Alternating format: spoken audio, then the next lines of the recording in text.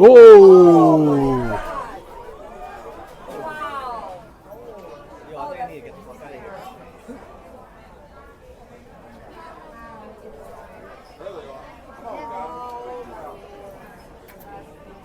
Local news organizations report that the plane was arriving from Memphis on Friday and that its landing gear collapsed on the runway.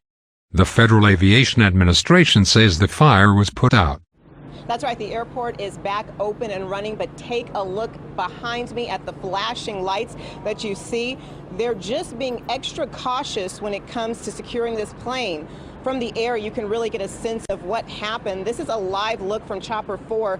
You can see the plane's detached wings. This plane was carrying a lot of jet fuel, and rescue teams say this situation could have been a lot worse. Imagine landing at the airport and seeing this, a plane on fire, black smoke filling the sky, and then an explosion rocking the runway.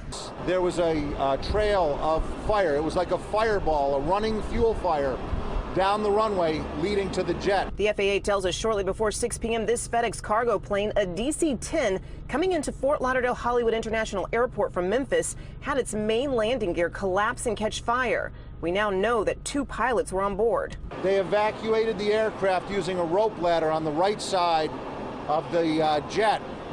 They were not injured, fortunately. A member of the airport's fire rescue team just so happened to see this fire start and immediately radioed the call in. Just over 2 minutes, we had units on the scene. It was a FedEx DC-10 with heavy fire and involvement of the left wing and left engine. In situations like this, firefighters have to work quick and smart. A plane this size has enough jet fuel that could cause catastrophic damage, injury, and death.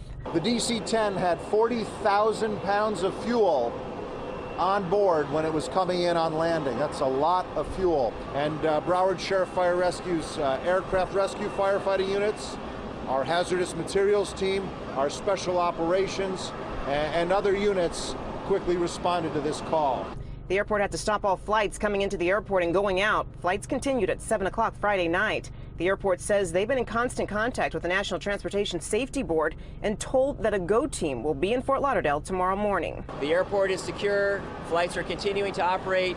So everything that should have happened is happening and is going forward. Once the fire was out, inspectors were able to confirm that the fire was contained to the exterior wing and engine. We do know that the plane was carrying U.S. Postal Service cargo, and considering the plane was coming from one of FedEx's busiest hubs, it's assumed they were carrying their own cargo as well.